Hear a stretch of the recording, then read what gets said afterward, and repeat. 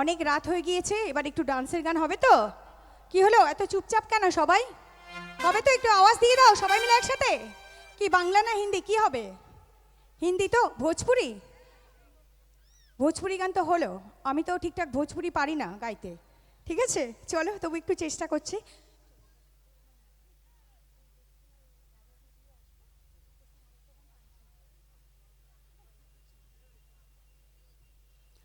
আরো আরেকবার সবাইকে রিকোয়েস্ট করবো, কমিটির জন্য একবার জোরদার তালিয়া হবে কি সবাই মিলে একসাথে?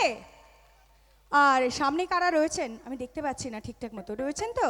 কি হলো, এখনো কজন রয়েছে মহিলারা? লাইটটা একটু ওই সাইডে করা যেতে পারে কি? বাবা, এখনো তো অনেকেই রয়েছেন। কি হলো, একটু হাতের ভালোবাসা পেতে পারে কি সবার থেকে একবার? Thank you so much. তো চলুন সবার জন্য ফাটাফাটি একটা ভোজপুরি সং।